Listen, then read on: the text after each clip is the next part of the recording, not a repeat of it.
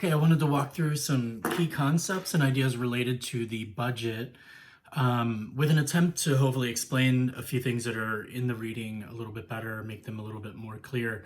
And I wanted to mention that I really think one of the things that would be helpful and might even help initially is at the end of the chapter on the budget, there's a sample budget that I think would be really helpful to kind of look over and then to kind of go back and walk through the budget to kind of make sense of some of the columns that are located in the budget.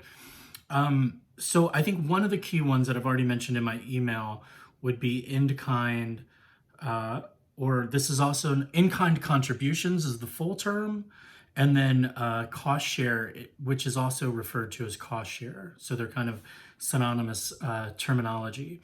And basically, what this means is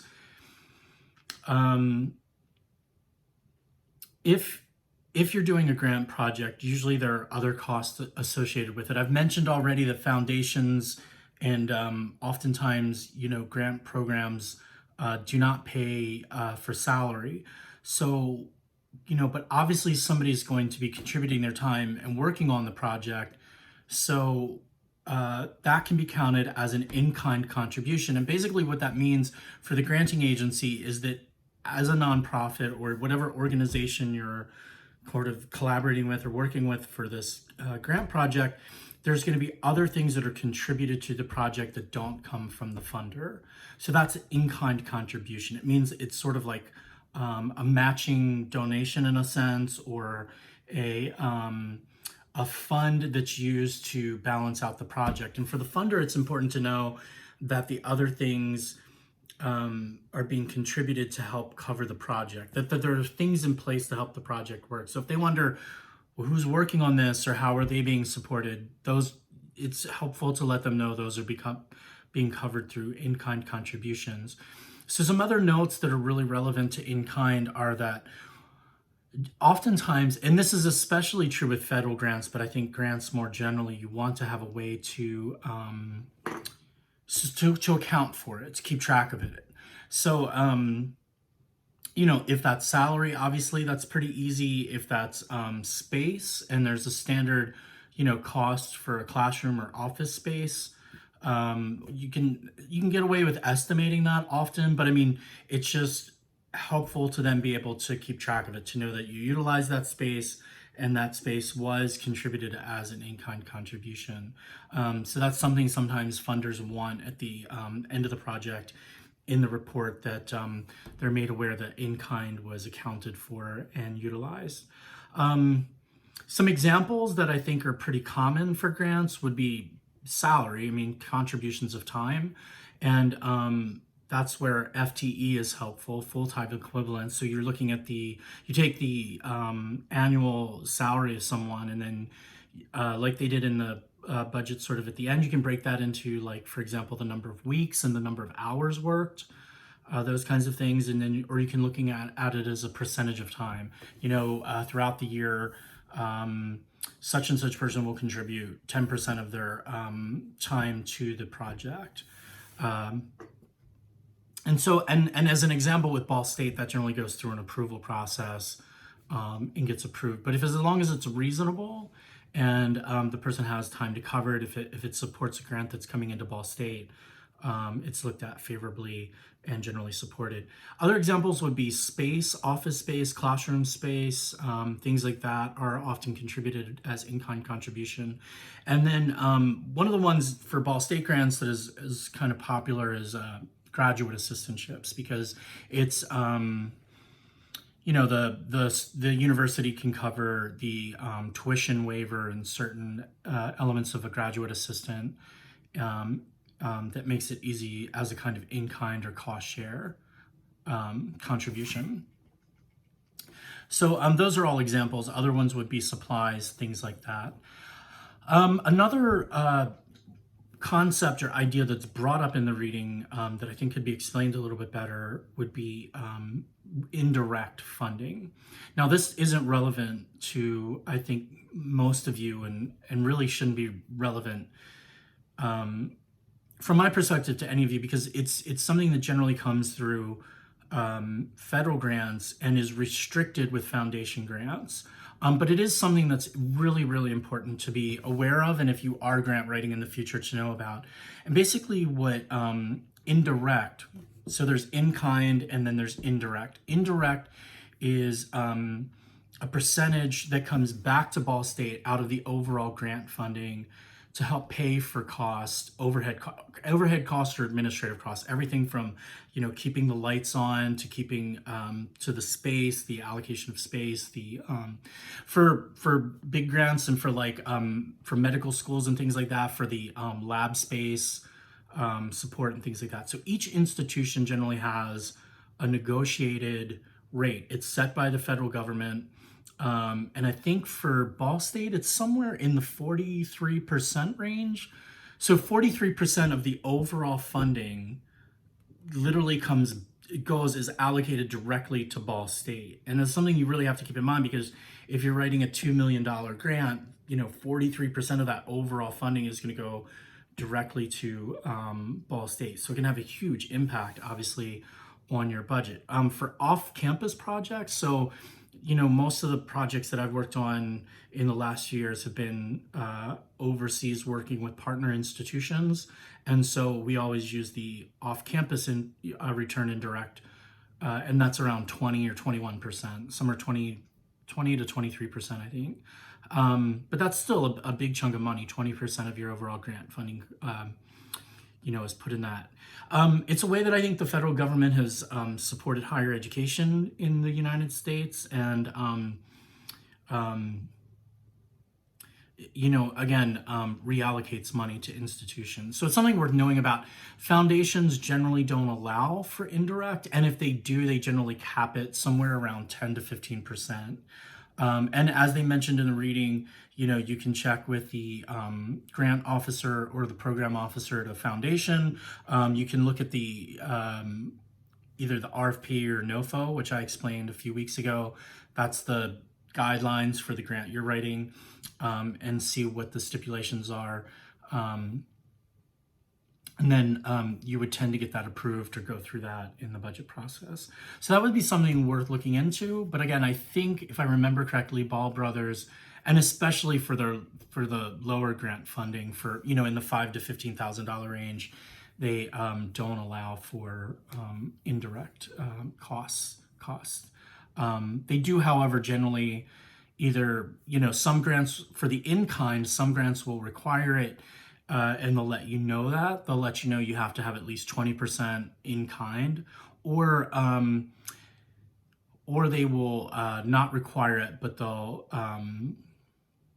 you know what I mean, to make sure your grant more competitive. It's helpful to have it. It's kind of appreciated. And then other grants, they don't mention it all. And sometimes, again, for large federal grants, if they don't ask for it and they don't require it, you just kind of leave it off, because then that saves you the pressure and the stress of having to account for it. And if the federal government wants you to have in-kind contributions, they'll specify that pretty clearly. So again, just to go over it, there's in-kind and then there's indirect funding.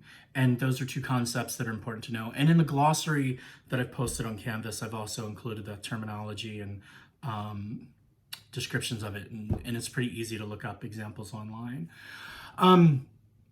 So for the budget itself, I would, highly recommend, I think you need to do like a table. You can remove some of the lines and the graphs and things like that afterwards.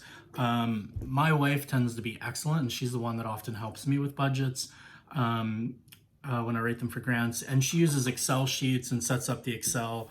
And what I would recommend is in the table, some of yours might be very simple because you might only really have a few categories. You might only be requesting money for a few specific things, and that's fine. But it's helpful if you have, groups of things to maybe organize them, so you can put them in categories like supplies, and then under supplies is where you would have like your paper, your if you need specific things, or if you want to list personnel for your in-kind contribution, that could be another category, things like that. So I think it's helpful to try to categorize it in a way that makes it easy for your, your reviewer or for whoever's looking at your grant to understand it and see it. And then also I would put in the calculations.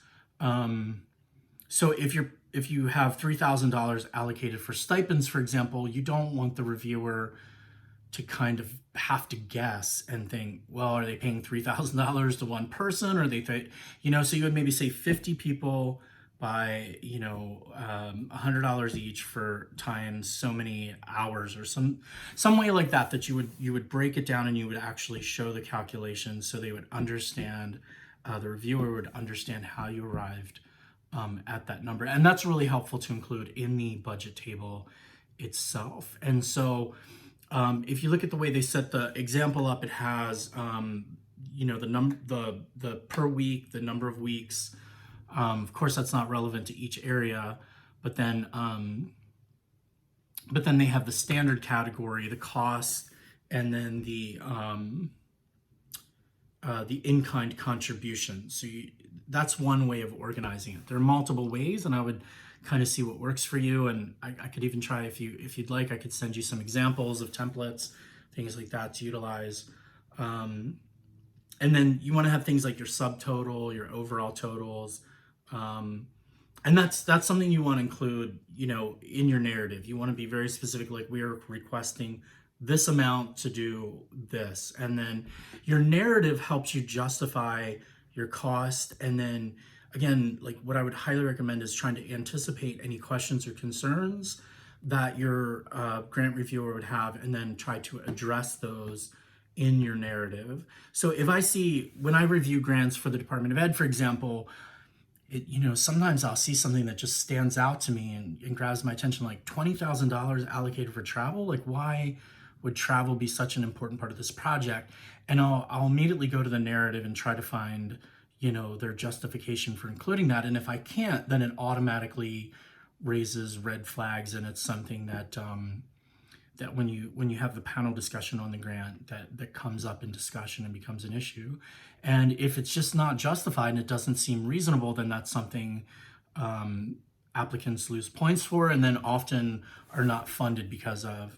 The Department of Ed grants, as a side note, though, they tend to, if they fund your project, they go back and then they kind of renegotiate your budget with you. So they go through your budget with a kind of fine-tooth comb, and they ask you to make adjustments, and then you kind of work through that process with them. So large federal grants are a little bit different in that way, but yeah, I mean, when you're having your budget review, you want to make it seem reasonable, and you also want to make sure that costs are adequately covered. It might seem odd, but I've seen a number of grants rejected because they didn't include enough funding to actually make the project seem viable. They it didn't really have enough. So it's kind of a delicate balance, but you want to allocate enough money to actually make the project work and make it feasible. And then, but you don't want to request something that just seems unjustified. And you don't want to include anything in your budget, obviously, that's not allowable, and that would be spelled out by the funding agency in the notice of funding opportunities, or the request for proposals. Those guidelines would tell you. And of course, there's the obvious things. I mean, like alcohol, food almost always is restricted. Like you can't just use grant funds to necessarily go out and buy food, unless it's for some reason an allowable expense, or there are provisions made. But generally, that's one that's left out. And I would just say, in general, anything that just doesn't seem relevant to the grant, or things that they would expect you to already have, like computers, things like transportation. A lot of those things, especially foundation grants, expect you as kind of a nonprofit or as an agency to have sort of allocated or covered. And operational costs maybe is a more broad way to put it, that a lot of foundations, unless they want to help out specific nonprofits, like the United Way for sometimes has like grants that they allocate to special nonprofits like the Boys and Girls Club and things like that. But otherwise, like operational costs or something that I feel like gets frowned on. Like they don't want to necessarily pay for you to buy copiers or things like that. And again, if that is something that's included in your budget, you would just need a really strong justification for it, and you'd want to include that in your narrative. So I hope this is helpful. And again, I think one of the things that's really good is to look at examples and different templates and kind of look those over and see if those give you ideas. And then again, to make your budget narrative really justified and detailed to help answer any concerns or issues the reviewer might have. So hope this is helpful.